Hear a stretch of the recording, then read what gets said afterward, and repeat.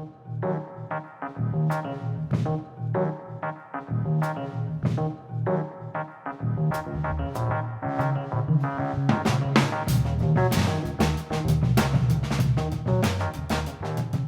everyone, and welcome to Carpet City Cinema, a Gila Films podcast. I'm David Weaver. And some bit of bittersweet news regarding The Last Frankenstein, tangentially. I was out garage sailing with my girlfriend last weekend, 2 weekends ago now, and stopped at one of the addresses, and it was surprised to see that it was the home where we shot exteriors for the Frankenstein estate, Jason Frankenstein's home. In the film, it's the scenes not only shot outside the house when, for example, Jason's right after the creature he creates escapes. He's outside looking around for where the creature could be, and it's nighttime, and you see that same kind of exterior front of the house when he pulls up the first time we see his home. But also the back of the house was the swimming pool where the character of Paula goes before we get into her flashbacks of her past life.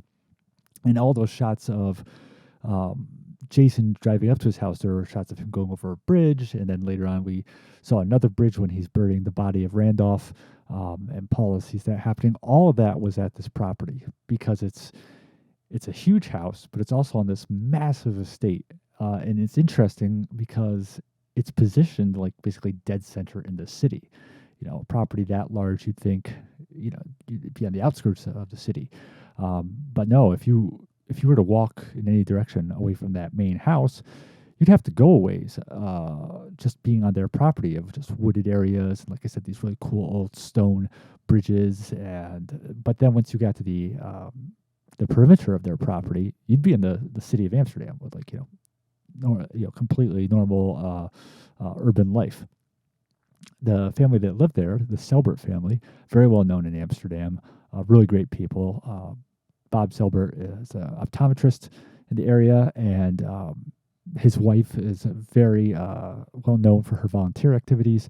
That really large piece of property had been the site for years of this really amazing drive-through Christmas light show, which benefited the local high school's marching band. And they had done that forever there. We always used to go there every Christmas. Eventually, it just became too much, and they had to stop doing that. But if you noticed in the, I talk about this in the commentary track on the upcoming Blu-ray for the movie.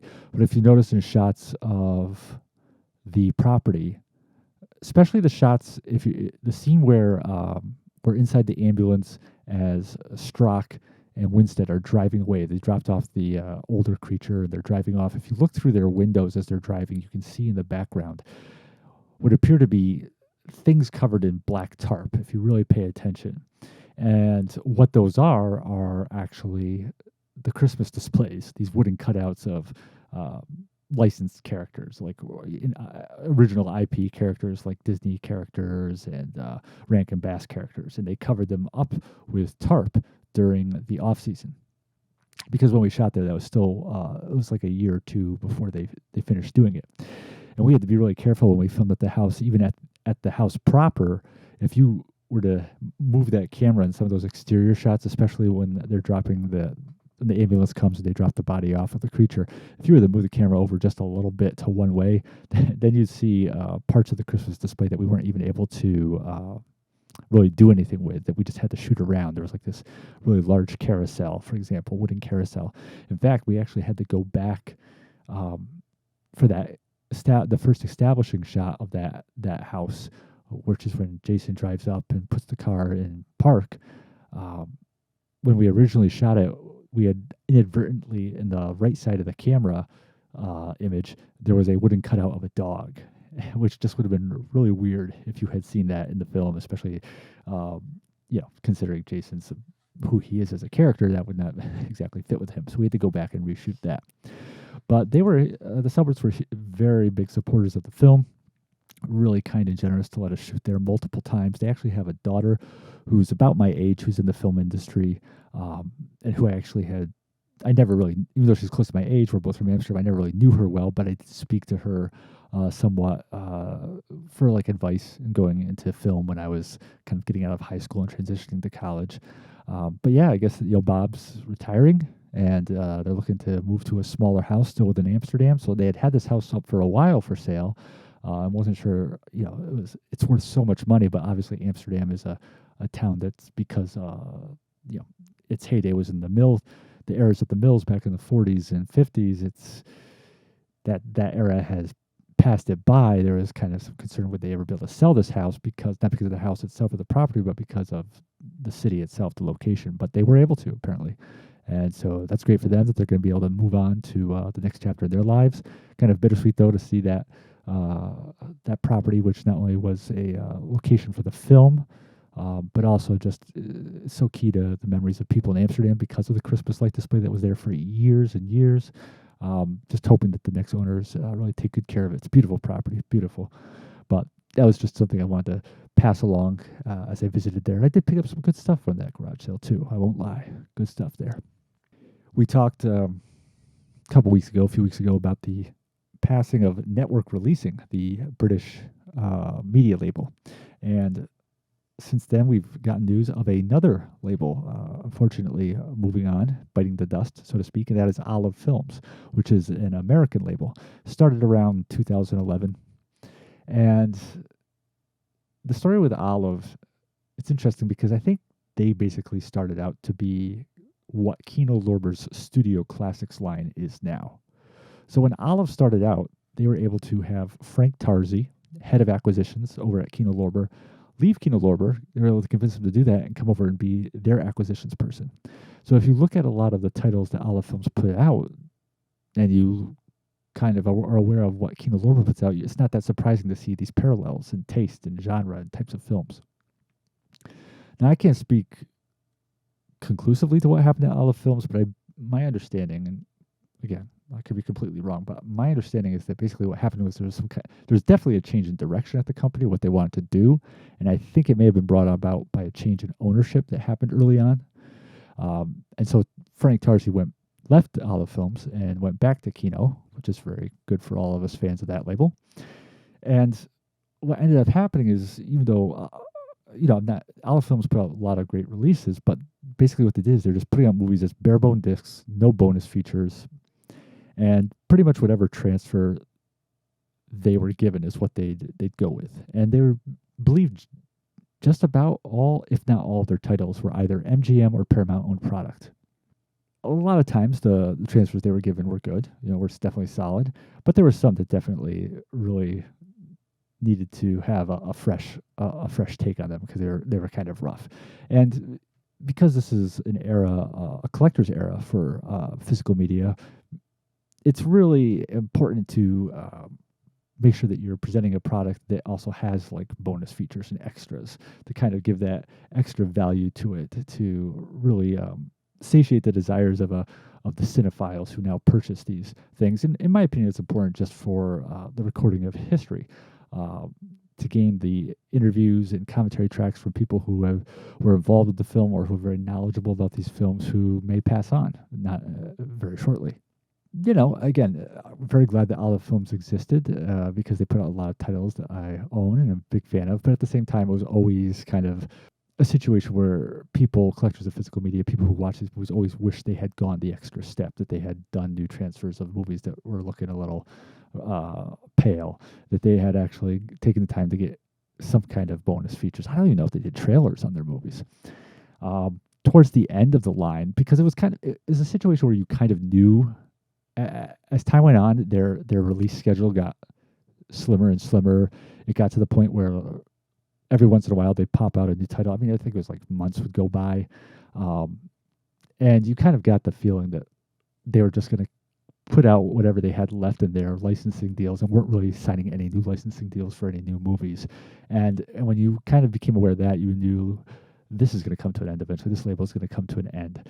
And it kind of, again, I could be completely wrong about what happened there, but I think there was the implication that I understood was that basically someone bought the company at some point early on and just kind of wanted to, get what could be gotten out of it. Was not looking at it as an opportunity to develop the label and continue to make it grow as much as just kind of to get what could be gotten out of it at that time. I could be completely wrong about that. That's just something I had heard. Its pattern definitely suggested it of what happened to it. Near the end, they did create a new line of titles called the Olive Signature Editions, limited editions of certain titles they had. And they really did go the distance on those with tons of bonus features, new scans.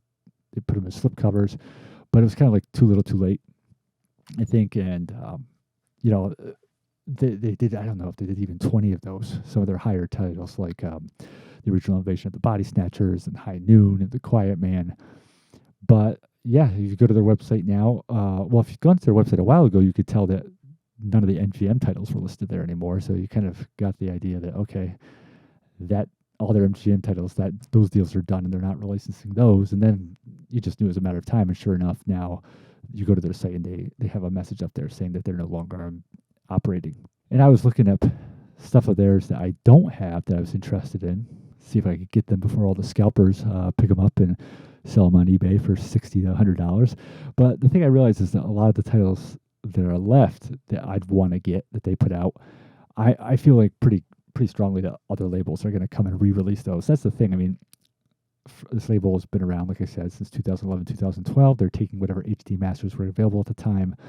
I mean, that was back, 10 plus years ago, where a lot of Blu-rays would just be 1080p scans, and now we've gone to 2K scans and 4K scans. Even if you're not releasing it on UHD, you're still utilizing these 2K and 4K scans. So a lot of the titles that they had, I think, we've actually already started to see some of them be picked up by other labels, but I just think a lot of the ones I specifically wanted to get will see new light from other labels. For example, Kino Lorber's already announced they're going to be putting out a 4K UHD of the original Body Snatchers. They're doing a regular Blu-ray release, but from a new 4K restoration of the classic film noir Force of Evil that Olive had put out. It the Terror from Beyond Space, the cult classic sci-fi movie, they're doing that again with a new scan, and obviously all these releases that Kino Lorber is going to be doing are going to have new extras, and some foreign labels have been doing their own releases of some of these Olive titles. For example, Eureka Entertainment in the UK and Imprint Films that we talk a lot about. They've been putting out titles that Olive Films had done here, and even if they're not doing new scans, those foreign labels, they're at least filling them up with extras. There's a couple I have my eye on I might get, but again, I am very glad for what they did put out, and you can see the hand of Frank Tarzi on the titles that they did give to us, because it's just a great eclectic mix. I mean, some of my favorites, they put out Shack Out on 101, which is this 50s film noirish anti-communist suspense film that you just have to see. It's one of the greatest realizations in cinema of what Pulp Fiction means as a concept. Not the movie Pulp Fiction, Tarantino's, but just the idea of Pulp Fiction. I mean, it's a great film with Lee Marvin and Keenan Wynn and Terry Moore, and shot by the great Floyd Crosby. Like I said, they put out Johnny Guitar and High Noon and The Quiet Man. These really critically acclaimed films. They did the musical Hair. They put that out. Lots of lower budgeted science fiction and horror movies. They tackled a lot of Republic Pictures films, because the Republic Pictures library is now owned by Paramount. And lots of AIP movies, American International Pictures films. So yeah, just lots of great stuff that they did give us. Also gave us Christmas Eve, which is this.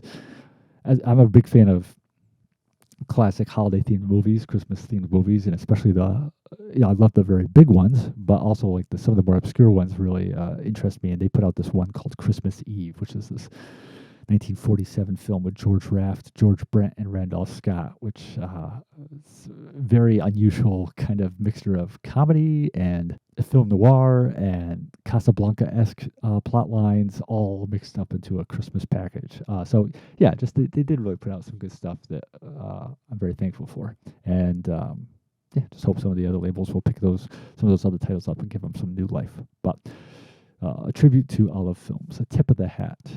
But speaking of labels, we talked a couple weeks now in a row about Filmmakers, the new venture from Phil Hopkins, formerly of The Film Detective. And I came across some interviews he did online, and just to kind of keep giving some news out about what he's up to, he has confirmed that he is working with the Wade Williams estate. Wade Williams being the well-known film collector. He collected prints and film elements and even bought copyrights to various movies, many of which are cult classics. And when Phil Hopkins was at The Film Detective, they had put several of these out on Blu-ray, which was something that fans were really excited about because his films hadn't been available for some time, the ones he owned, due to difficulties people had licensing them from him. But with Williams's death and then Hopkins moving over to Film Masters, some people were wondering, well, what's going to happen to these films? Are they just going to be tied up with his estate? Turns out that the Blu-ray we mentioned already that they'll be releasing of Giant Gila Monster and Killer Shrews is actually using elements that Williams owned. And he did mention in these interviews, like I said, that there will be more collaborations forthcoming with that. So that's just a little tidbit that I was excited to share. Criterion announced their October releases today. And one that fans of classic horror will be really excited about is that they're putting out a 3-film box set of works by Todd Browning, who many know as the director of such classics as Dracula, the original Bela Lugosi, and Mark of the Vampire, and Freaks, the infamous 1932 film, which has been on DVD for a long time, and people have always wondered when's it going to come on to Blu-ray. And this set does include Freaks, as well as the films The Unknown and The Mystic. And Browning was a big-time collaborator, too, in the silent era with Lon Chaney Sr., who's stars in The Unknown that's in this set. And like I said, he worked with Lugosi several times as well. So that's very exciting to see those finally make it to the high def.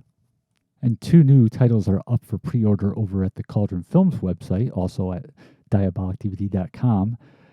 Definitely want to give a shout-out to Cauldron Films. One of them is a title under their own line of Cauldron Films. It's the 1988 Italian horror film Ratman. And I'll read you the synopsis they have here on their site. After her fashion model sister is brutally murdered on a tropical island, Terry, played by Janet Agren of City of the Living Dead, flies out to investigate the shocking crime. As the mystery deepens, Terry and her new friend Fred, played by David Warbeck of The Last Hunter, quickly find that there is a killer on the loose. As the body count mounts, the survivors work desperately to outmaneuver the shadowy monster that is hunting them down one by one. Could it be Dr. Ullman's deadly genetic experiment has escaped from captivity? Or is it just a typical knife-wielding psychopath?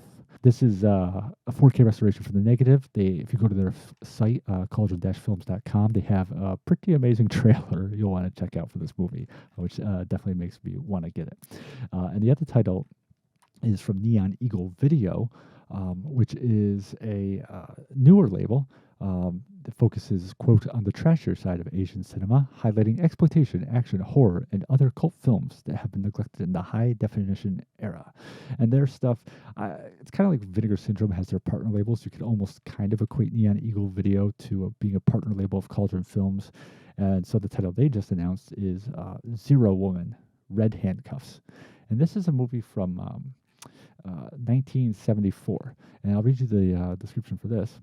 When renegade cop Ri, or maybe it's Rai, I might be totally butchering that, played by top Toei starlet Miki Sugimoto, goes too far in bringing justice to untouchable bigwigs, only a dangerous mission to rescue a politician's daughter will keep her out of jail for good. She readily takes on the task, only to find it more complicated and deadly than she suspected. After a relentless pursuit and run-ins with despicable Yakuza thugs, Ray finds herself a target of a wider criminal conspiracy, the outcome of which will leave almost no one alive.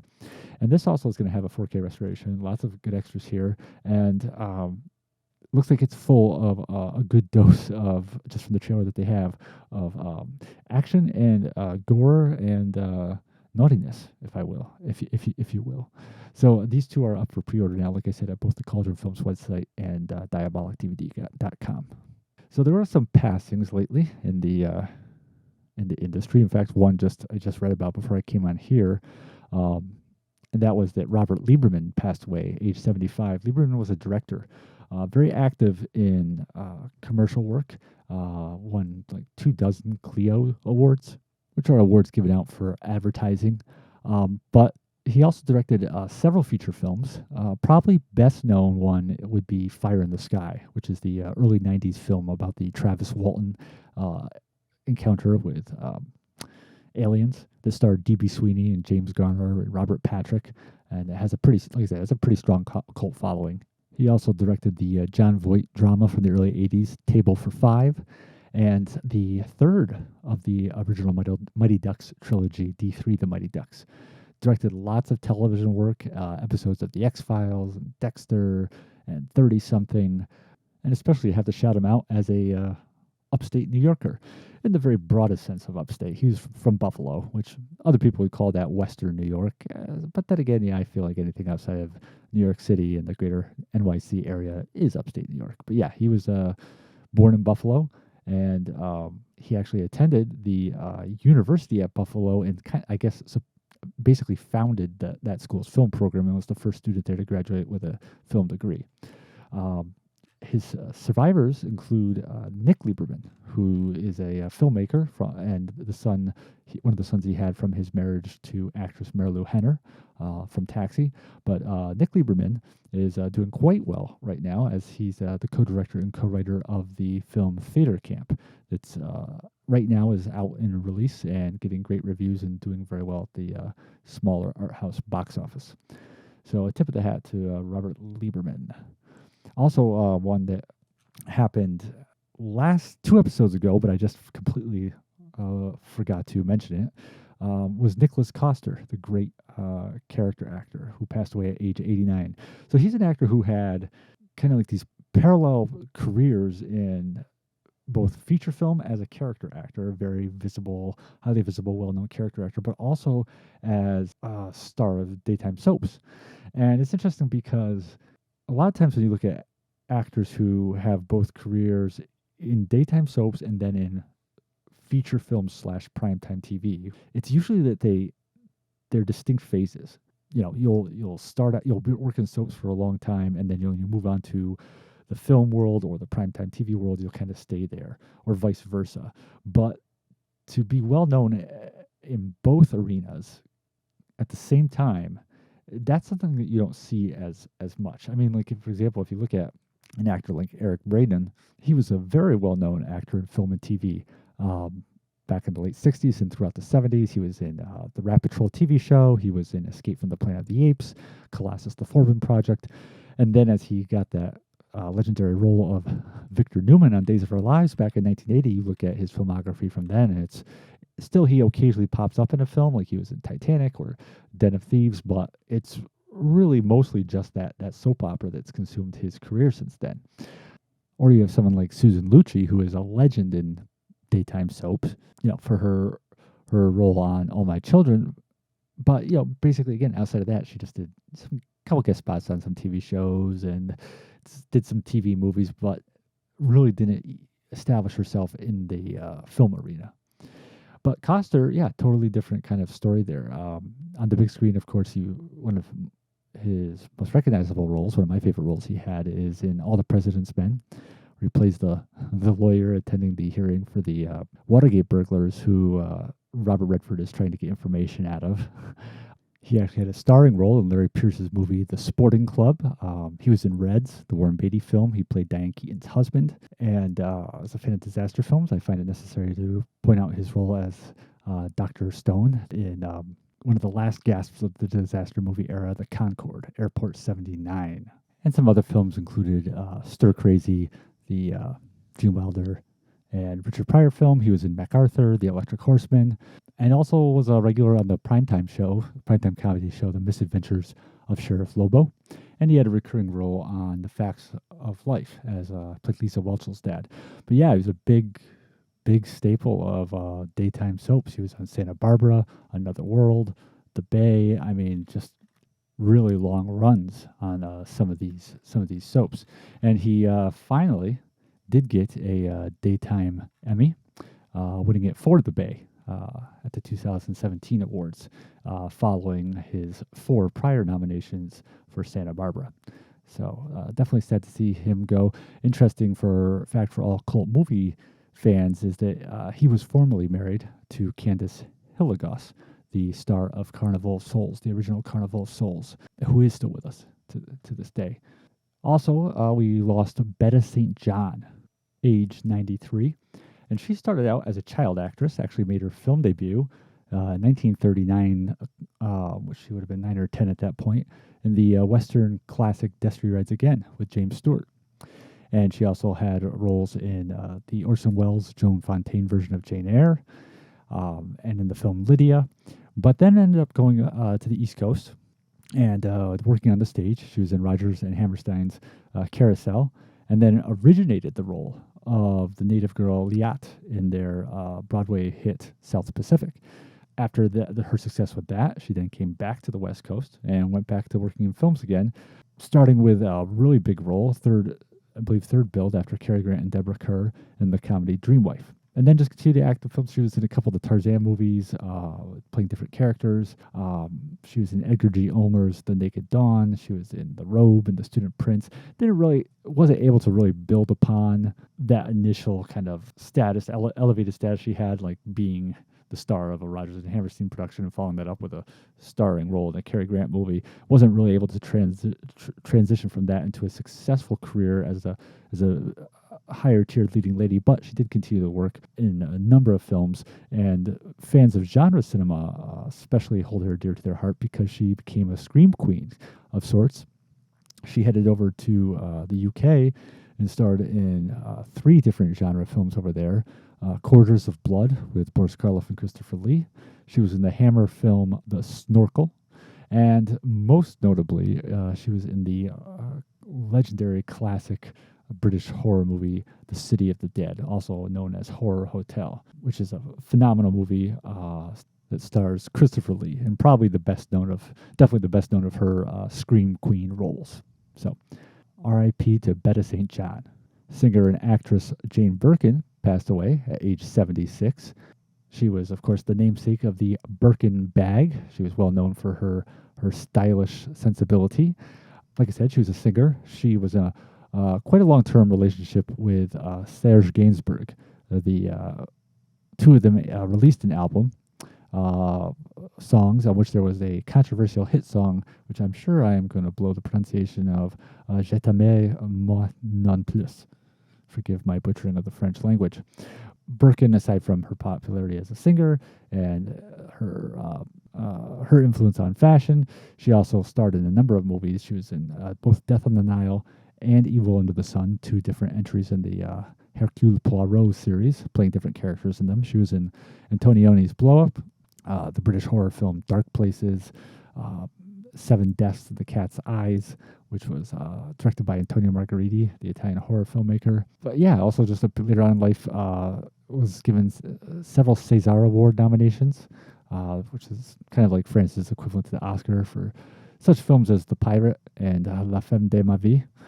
And she's survived by her daughter from her relationship with Gainsbourg, actress Charlotte Gainsbourg, who is known for her many collaborations with director Lars von Trier. Charlotte Gainsbourg actually directed a movie about her mother called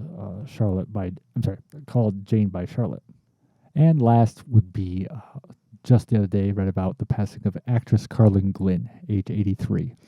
Glynn was the wife. She was predeceased by her husband. She was the wife of Peter Masterson, who was an actor who then also became a mildly successful director. Now, Peter Masterson, in turn, was the cousin of the famous playwright and screenwriter Horton Foote. My acquaintance with Carlin Glynn as an actress is via the film The Trip to Bountiful, which my parents were big fans of growing up, and which I like that movie a lot too. And that kind of has the whole family together there. Peter Masterson's directing. His cousin, like I said, Horton Foote, is writing the screenplay, adapting his own play. And then Carlin Glynn stars in the movie as Geraldine Page, the main actress's daughter-in-law. But Glynn had quite a successful career on stage. She starred in the original Broadway production of The Best Little Whorehouse in Texas, which I was familiar with the Burt Reynolds movie, and I knew there was a play before that, but I didn't realize that play was co-written by Peter Masterson, her husband. So yeah, she won the Tony Award for that. Appeared in not only The Trip to Bountiful, but several other films that Peter Masterson directed, such as Convicts, which was another Horton Foote adaptation, and the horror film Night Game with Roy Scheider. But she also starred in stuff apart from her husband. She was in films like 16 Candles, Coppola's Gardens of Stone, 3 Days with the Condor, Resurrection with Ellen Burstyn. Also starred on the TV show Mr. President with George C. Scott. She played his wife, which was Mr. President was a short-lived, I think it had 2 seasons, sitcom. It was like one of the that first kind of lineup of sitcoms that Fox put out there, along with like Married with Children when they were first starting their kind of primetime lineup. And of course, she and Peter Masterson are the parents of Mary Stuart Masterson, very well-known actress, star of films like Benny and June and Fried Green Tomatoes. Sad to see her go because my parents watched The Trip to Bountiful a lot growing up, and so she was just a very recognizable face in my household at the time. I only knew her from that one role, and of course, it was later that I became familiar with her other work. But and also, my dad's just a big fan of Horton Foote in general, so there's that connection as well. But that is it now for our, I guess you would call it the obituary section of this podcast. So we'll move right on to the movie of the week, which is from 1985. A hybrid of World War II and science fiction, produced by legendary genre exploitation filmmaker Charles Band. It's none other than Zone Troopers. So if you're not familiar with the name Charles Band, he's kind of a Roger Corman of sorts in his own ways. He's a producer and a director. Pretty much started up in the 70s with his initial company, Charles Band Productions. Moved on from there to form the company Empire. And then after that, he headed up a company which is still running today with him at the helm, Full Moon Pictures. And he's responsible for producing such cult classic films and franchises as Reanimator, Robot Jocks, the Trancers films, the Puppet Master franchise, the Pre-Hysteria movies made for kids, Tourist Trap, the late 70s cult classic with Chuck Connors, the Ghoulies films, the Subspecies films, and so on and so forth. And his brother is Richard Band. It's kind of a family affair there. Richard is a composer who collaborates often on Charles products. And their father was Albert Band, who also worked with them on many of their endeavors, but his career goes way back. He was working on studio projects back in the 50s. He adapted the Stephen Crane novel, The Red Badge of Courage, for John Huston, which was infamously a film with an infamous production history, despite the fact that it is a well-regarded movie. He also was Huston's assistant director on The Asphalt Jungle, and he went on to become a producer and director in his own right. Probably one of his best-known directorial efforts being the really very, very effective 1958 horror movie I Bury the Living with Richard Boone. And this film comes from the Empire period of Band's filmography, Charles Band's filmography. And the film takes place during World War II in Italy, and it follows 4 American GIs, or one of them's a journalist attached to the military, and then the other 3 are actual soldiers, who are the only survivors of an attack by German soldiers, which decimates their unit. And in fleeing from the attack, they find themselves behind enemy lines. And if it wasn't enough that they have to contend with the immediate problem of the German enemy, they stumble across a crashed rocket ship, which not only arouses their attention, but has also garnered the interest of the SS. And in their journey to try to get away from the Nazis, our 4 heroes also come into contact, a first encounter, with one of the inhabitants of this rocket ship, an alien, whom they end up rescuing from the SS camp where it's being held. Now, this film is very much tipping its hat, paying homage to both science fiction, pulp science fiction of the 1940s, but also war films, classic war films. And it was written by a writing team of Danny Bilson and Paul DeMeo. And they had known each other since college and had written the first of many installments in the successful Trancers film series that Charles Band produced, and which starred Tim Thomerson as Jack Death, a time-traveling bounty hunter. And that film had come out in 1984. And Bilson really wanted to direct a movie. And at this point in Empire's history, Charles Band really wanted to get some productions going on over in Italy. Reason being is that he wanted to really increase the production value of his movies, but it was going to be too expensive to do that in America. And because the dollar at that time was so strong in comparison to the Italian currency, they knew they could get a lot more out of their films budgets if they shot over there. And if they wanted to do things like have a gothic horror movie with a castle or something like Zone Troopers being set in the 40s, which required, period armaments and wardrobe, it was best to shoot over there. Bilson and DeMeo wrote the script, and Bilson got the green light to direct the film. Now, like I say, this film very proudly wears its love for 1940s science fiction and for kind of like those older war films. And it's interesting that Bilson and DeMeo would go on to eventually write The Rocketeer, which even more so is that's a film that very much is a paying its respects to the classic cliffhanger serials of the 40s. So you can really kind of see this as almost them testing the waters of that kind of narrative, and in terms of a plot, but also the style, the way the narrative is told. It's kind of almost like I'd say it's like the test case for The Rocketeer is what Zone Troopers is, on a much smaller budget, obviously, than what Disney put into that film.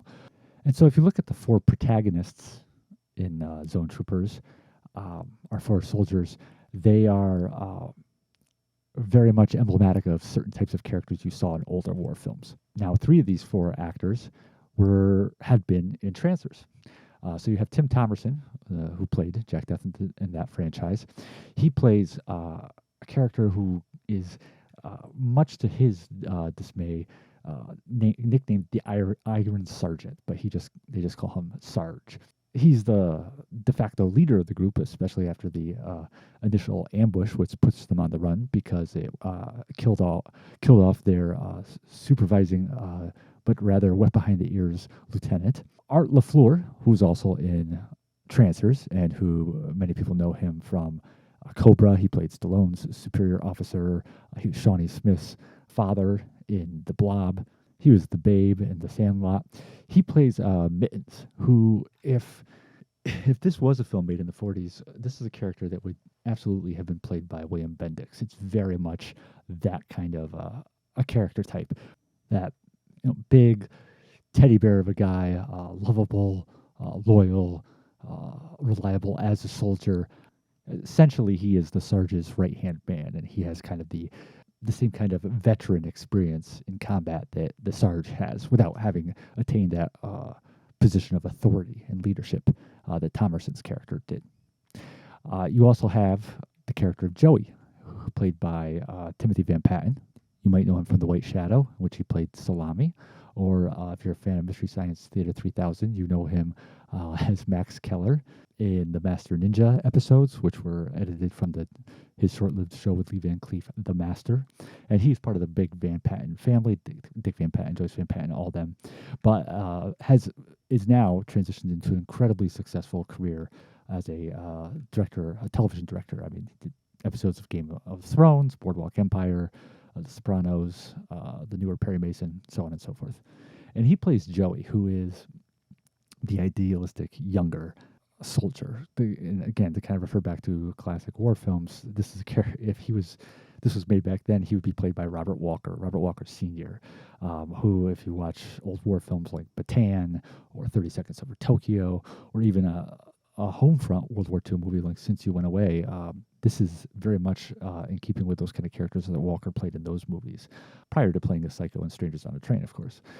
Joey is very much a comic book reading, very idealistic young infantryman. And then the fourth of this group is the character of Dolan, played by Biff Maynard, who was, like Tim Thomerson, actually had a background more in comedy, and also posed for Playgirl, if you want to check that out. But he plays Dolan, who is who is the journalist who is attached to this group. He's there actually to do a story on Tim Thomerson's character, the Iron Sergeant, and it's kind of a morale booster, a shining example to his readers, because the Iron Sergeant has this almost mythical reputation for surviving this war, for surviving so many near-death experiences. And again, it's a reputation which Thomerson does not enjoy or approve of. He doesn't like the to be looked at as any kind of godlike character. He just thinks he's a soldier going about his job, and that his escapes from death are just thanks to the good old U.S. of A. made military equipment. But yeah, Biff. So Biff Maynard plays Dolan, and again, Biff Maynard, Art LaFleur, Tim Thomerson, all three of those guys had been in Trancers the year before. So this film is one of those movies that used to play on TNT a lot. There's certain films that I would go up to my aunt and uncle's house, and on the weekends stay overnight, and you just see these movies playing late night on TNT. Sometimes they'd be part of Joe Bob Briggs's Monster Vision, or the other things that TNT had going on at that time included 100% Weird. That was another late night screening series they had. And this one, I just remember seeing bits and pieces of it. One of the pieces that really stood out was the rather explosive ending, which, if you've seen the movie, you'll know what I mean by that. But this was a first time watch for me in terms of actually from beginning to end on the film. And although it definitely shows signs of having been made on a budget and by a first time director, and there are definitely some pacing issues, especially with like the first third to half of the movie, it remains a movie with a good deal of charm and heart to it. And I don't mean heart in any kind of corny sense, but just in that the writers, Bilson and DeMeo, went into this film, went into the script, really basically wanting to create this time capsule piece that would come across like this perfect amalgamation of 40s war films and 40s science fiction, comic book science fiction. And they did a pretty good job when you consider that, again, this was like a low budget effort, and the first time Bilson ever got behind a camera. I think that one of the things that really sells it in its most successful parts is the actors. They really are all in on the idea of what these characters are they're playing. That these are basically emblems. They are symbols of certain types of characters seen in these older films, and they realize that, and they lean into it without going overboard. And so you really feel like you're watching.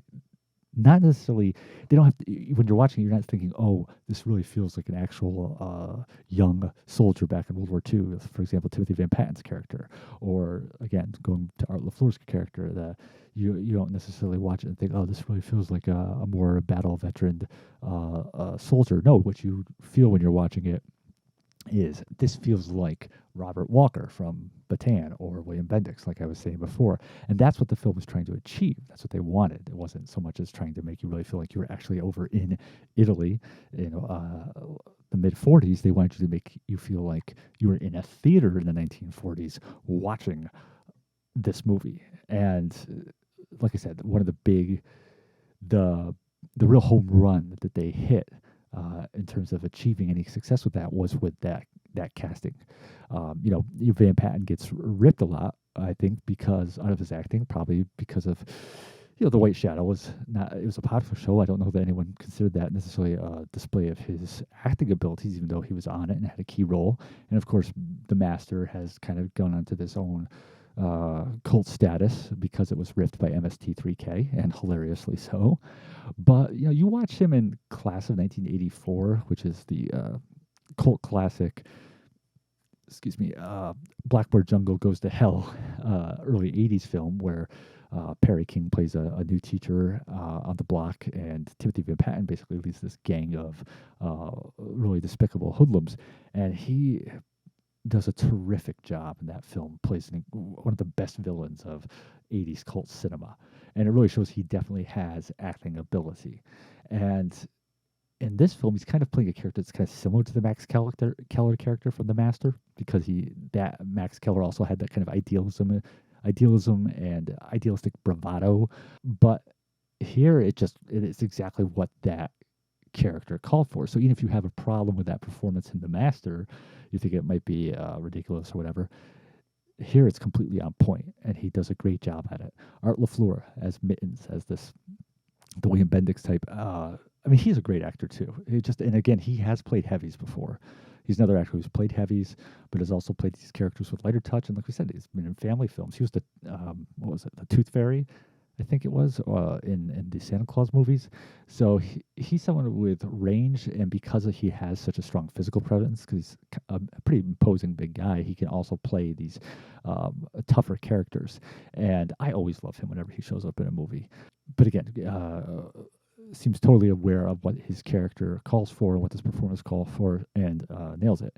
And props to Biff Maynard, who was someone I wasn't even familiar with going into this movie. I wasn't really familiar with his work, but yeah, he's you see this character a lot in the older war movies too. There's oftentimes there is a reporter attached to these military units. Story of G.I. Joe, the classic 40s war film with Robert Mitchum, and Burgess Meredith had Meredith as Ernie Pyle, the war correspondent. You had the classic Errol Flynn World War II movie, Objective Burma, had a newsman embedded with the soldiers. I think it was the character played by Henry Hull. Halls of Montezuma had Jack Webb's character. So Maynard is right on target with that as well, with his character of Dolan. He's the one who, when they spot the SS camp as they're behind enemy lines, he's the one who wants to throw caution to the wind and investigate because of his journalistic curiosity. It's interesting, I think, that actually of the four actors, what's surprising is I think Thomerson is the only one who comes across a bit weaker. Not a bad performance, don't get me wrong. I like Tim Thomerson, obviously. Like I said, he had a background in comedy, but then went on to become this cult movie legend with the Transfers films and movies like Doll Man and Metal Storm. But the issue I kind of had with his performance is the way he's playing it. If you go back to these World War II movies, these classic World War II movies, and you look at these character types who would always be the leader, the sergeant or lieutenant or whatever of the group, who would be responsible for, making life and death decisions and getting them out of trouble and making the battlefield calls about how they're going to run their military plays and such. It's not that they were necessarily superhero types, but they had this realization that they were in life or death situations, and that their leadership and the choices they made could have, possibly fatal or life-saving consequences for the men under their command. And because they were always at death's door and constantly had to deal with the responsibility of trying to either guide their men to safety or to win some type of mission that they were on, they had this very decisive manner about them. And it wasn't a manner that was built on ego or overconfidence. It wasn't going to their heads that they were in charge, but they just knew that in their position, when they had to make decisions, make them quickly, and stick to them. There wasn't a lot of time to kind of be wishy-washy or kind of get lost in the problems at hand or get exasperated with them. It was just, this situation, this is how I feel we should proceed, and this is what we're going to do, and let's just go to it. Kind of a no-nonsense manner about them. And you see that in things like one of my favorite World War II movies is Sahara with Humphrey Bogart, where he's in charge of a group of American and British soldiers stuck out in the Sahara Desert, running out of water and facing a much larger force of German soldiers. And kind of a later war film, but still set during World War II, is Battle of the Bulge from 1965. And in that, there's one of the plot lines in that follows the relationship between a very veteran sergeant character, American sergeant character played by George Montgomery, who is a well-known leading man, often in lower budgeted films, but he was also at Fox for a while too, and often in action movies. And he, like I said, he plays this veteran sergeant who basically has to look out for his lieutenant, played by James MacArthur, who is very green, even though he's of a higher rank. And those are examples of the kind of characters that Tim Thomerson's character in Zone Troopers really should have aspired to be. But in creating his character through his performance, Thomerson kind of tends to let in a little bit too much self-examination of his character, a little too much self-awareness, which part of that's the script. The script calls for that. in terms of having the Iron Sergeant be aware of and disapproving of this uh, mythic reputation he has. So the script does bear some responsibility for that. But that's also, again, with Thomerson, it's like there's this, even though he's very much the leader of these men, they look up to him, they respect him. There is no doubt that he is a very accomplished soldier that you can rely on. There is also a constant sense of exasperation he has with the situations that they find themselves in, with being stuck at the beginning of the movie with a newbie lieutenant, with a situation later in the film, no big spoilers here, but where he and Joey get separated from Mittens and Dolan, and he gets frustrated that they had wandered off, Mittens and Dolan. This is something that you see. Again, I don't want to give away spoilers, but it's a recurring thing in the film where he kind of gets very frustrated with the turn of events that happens. Again, it never weakens him as a leader. It never waters down the decisions he makes. But it's a level of emotional display that you just wouldn't see. You wouldn't see that in the older films, which is not to say that those kind of classic era war movies never dealt with those aspects of leadership, battlefield leadership. But if you're taking classic war films as a whole and you're looking at like a distillation of who the character types are, and you have Van Patten and LaFleur and Maynard really nailing exactly this these very specific, very well delineated character types from those older films. You really want Thomerson to hit that too, especially since he's the lead. And that's what this film is calling for. It's really calling for everybody to be 100% committed to playing these characters in a way that is reflective of these older films. And because Thomerson kind of lets in his exasperation and frustration and self-awareness into his character, there's a degree to which he comes across like an 80s actor playing a character in the 40s versus his three comrades who come across like, oh, they're actually 1940s movie actors playing in a 1940s movie set in the 40s. And I'm by no means, again, let me reiterate, I am not trying to knock Tim Thomerson. I think he's a really fun actor I'm very glad he's in this movie. He's a very welcome presence. But it's just a choice on his part with his approach to this character that just is out of step with everyone else, with the other three actors. And because of this film, because the success it does have is built on this bringing a mirror to the 1940s war films and having the leads buy into this narrative stylistic concept, it's really important that Thomerson be on board with that too, conceptually, and he's just not really there in the same way. But as with the rest of the film, like I said, there are definitely some times where it kind of slows down a bit, never boring or lagging, but there are definitely pacing inequities, especially towards the first half of the film. It gets better as that picks up as it moves along. And referring back to Bilson's directing, they were obviously working on a lower budget with this movie, and there's an interview on the Blu-ray I watched with the editor, Ted Nicolau, who is also a well-known cult filmmaker in his own right. Through his association with Charles Band, he directed the Subspecies movies and Terror Vision, and he talks about the challenge of editing to make it not seem like all the enemy soldiers in this film were played by the same group of extras, just being killed and coming back to life. And it is something, as you watch the movie, if you've never watched that interview, where you kind of do walk away with that impression. You do feel like you're just seeing a regurgitation of extras the same extras being killed over and over, and not even because necessarily because you recognize a face from one scene to another, but it's just really more, I think, I would have to lay that on Bilson for his staging of a lot of the action scenes and the way he directed them.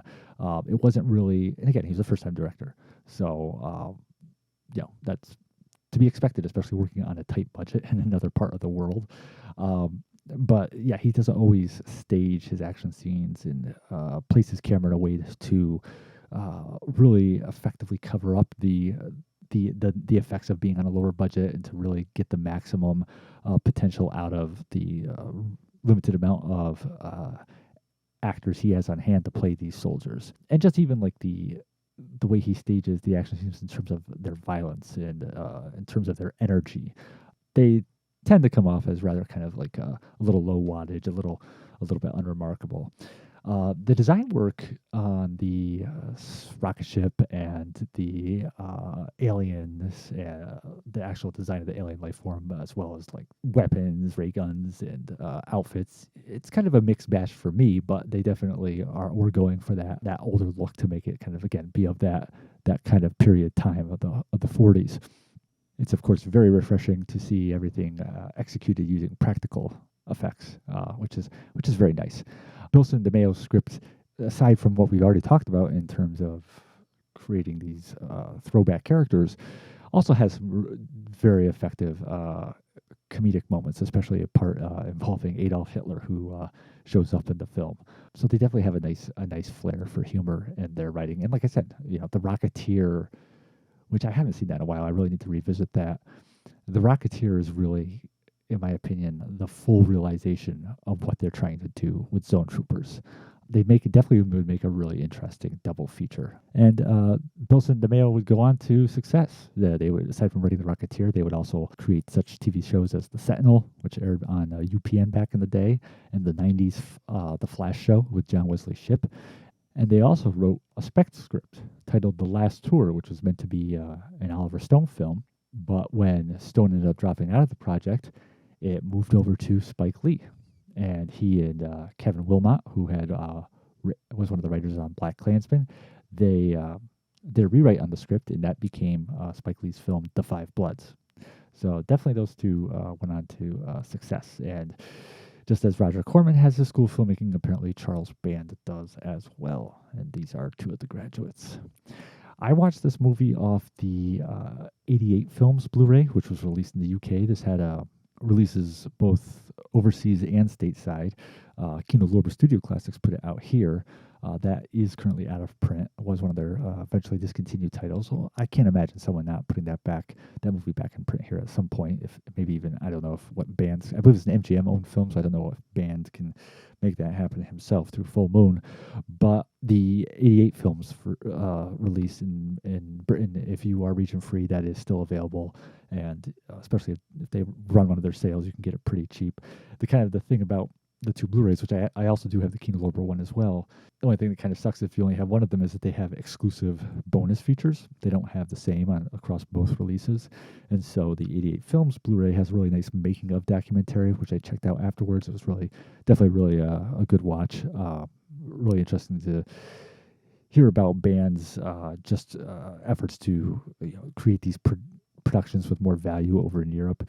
It has an interview with Danny Bilson and a commentary track by some cinephiles versus the Kino Lorber release, which has an actual commentary track by Bilson and DeMeo, and an interview with Tim Thomerson, who I don't think is in any of the bonus features on the British release. So both of value, both these different releases, just one heck of a lot easier to come by than the other. But I definitely recommend the film. I think it makes for a nice rainy day movie when you're not necessarily in need of watching a film that hits a home run. If you're okay with a double, triple a film, it shows a lot of inventiveness and creativity on the part of Bilson and DeMeo. You got these great performances, just a really good sense of fun to it all, even if it does have these different flaws in it, and again, a really memorably explosive scene at the end. Yeah, definitely pair that with The Rocketeer if you're going to go double feature on that. You'll definitely see the threads run through both of them. So that's it for now for Carpet City Cinema. I appreciate you listening. Please continue to share news of our podcasts out and about. Follow us on Facebook and our YouTube channels and whatnot. And thank you for your support, and we'll see you next week.